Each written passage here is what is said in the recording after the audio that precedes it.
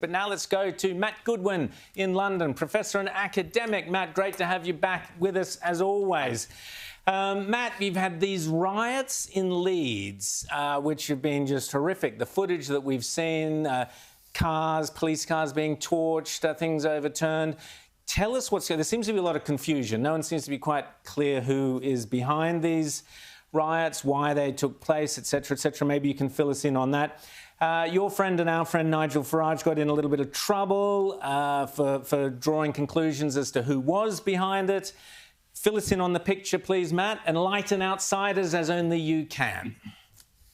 Well, firstly, it's great to be with you again. Yeah, what we have seen this week, really troubling scenes, actually, from a very diverse community in the northern city of Leeds, a large immigrant population, essentially turning over police cars, harassing police officers, setting fire to buses. The disturbances essentially began when social services went in to essentially explore a child welfare issue in a family, a Romanian family, and what then followed were those significant disturbances as people within that community felt that they were being unfairly targeted by the authorities. But of course, to many people here in Britain, something that Nigel Farage alluded to is, I think this is yet more evidence of how in very multicultural, diverse communities, you have a complete breakdown of respect for authority, respect for our ways of life, respect for the rule of law, and some really shocking scenes coming only a week or so after a general election, which actually saw a lot of voters mobilizing along ethnic, religious, and racial lines. We saw lots of, for example, lots of pro-Gaza candidates doing quite well in areas of the country. And this is sort of adding to that narrative. This is why Nigel Farage said, look, I've been warning about community tensions like this for many years. He was widely criticized, but I personally think he was right to raise the issue, to say we have a problem with segregation in this country. We have highly segregated communities that are not adhering to the rule of law. And that essentially is what you can see playing out on your television screens. Matt, Rita. We are continuously told diversity is our strength. We have demonised assimilation, and I think you can be a very successful society with migrant communities from all backgrounds, but at its heart, you must have shared values. You must insist on assimilation. If you come to Britain and you don't respect those values, you're going to get more of this, aren't you? I mean, I'd go even further than that. I think it's impossible to even have a strategy for integration and assimilation while we're running the kind of immigration levels that we're running currently. Yeah.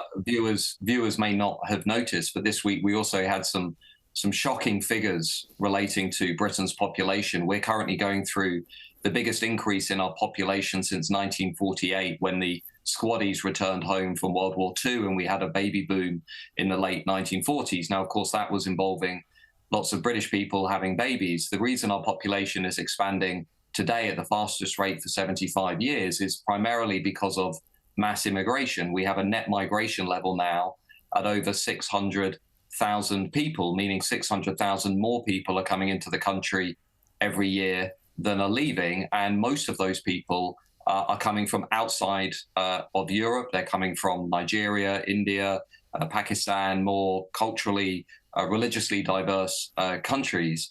And this is generating a lot of alarm in the country, because it's not even about uniting people around a sense of, Western values, or never mind British values. It's generating alarm among people who are saying, well, how on earth are we going to actually unify and integrate these incredibly different communities who have very different ways of life? And that's why voters are becoming quite alarmed.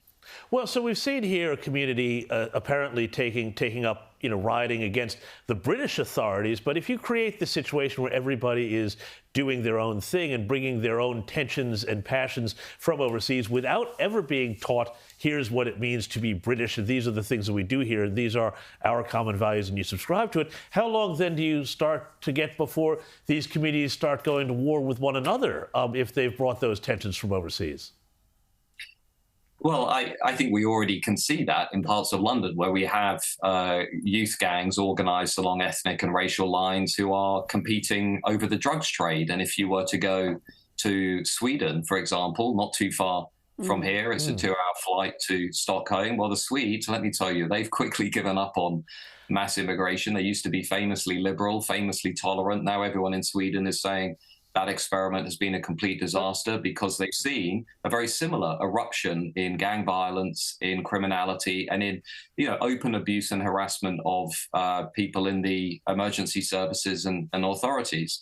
I would mind less about this if it wasn't being accompanied. Well, I would always be concerned about this, but what alarms me today more than even the level of immigration into Britain is the narrative that is simultaneously being pushed by our elite class, which is basically saying we must celebrate every minority community and its distinctive identity, while simultaneously being very negative about those British values, our British history, our sense of collective memory, that there is something fundamentally wrong in their eyes about celebrating the majority identity. And this is really the model of multiculturalism that the elites embrace. It's what a colleague of mine, Professor Eric Kaufman, has called asymmetrical multiculturalism. You should celebrate minorities, but you should denigrate the majority. And that is why I think many people are feeling especially anxious, because they can't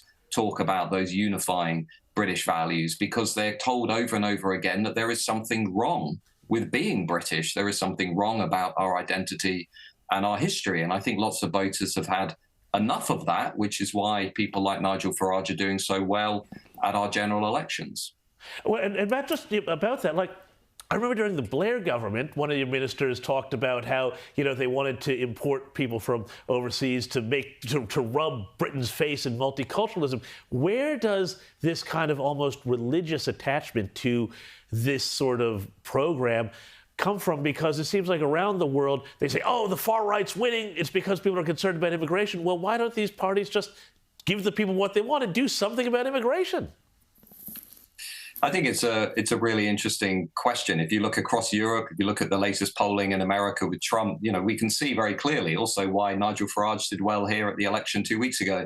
We can see that the number one reason is this desire to lower migration and slow the pace of change. But as John McWhorter, an academic in the US, has argued, for the elite, for the new elite, celebrating diversity has become a new religion. I mean, he calls it the new religion for the elite class. And if you are critical of this religion, you are considered to be blasphemous. If you challenge the new orthodoxy, you are to be silenced, you are to be cancelled, you are to be considered an outsider. I'm in the universities, let me tell you, saying the sorts of things that I say through my research and my writing comes with enormous consequences in terms of career and social networks and so on. It's not easy for people to put their heads above the parapet and say, you know what, it's not that I disagree with this. I mean, personally, I do. It's also that the evidence just isn't really supporting this. The kind of migration that we now have in Europe is very low wage, low skill migration, mainly from places like Africa, from the Middle East.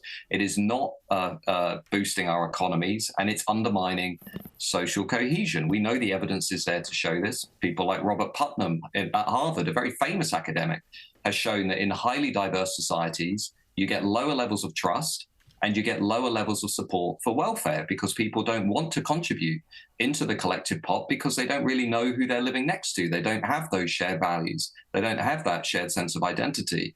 And I think this is where the narrative that is being pushed by the elite over and over again is beginning to break down, because the real world episodes that, again, we've seen with the rioting, but we've also seen with the Islamist attacks across Europe, we've seen with the large-scale rape and sexual harassment of young women, mainly white European women, from one city to another. The real-world examples of what's happening are blowing that narrative apart, and voters are now beginning to sense that. Matt Goodwin, as Donald Trump would say, embrace being an outsider. We certainly do on this show. Matt, great to chat to you as always. Great and we'll chat to you in a few weeks' time.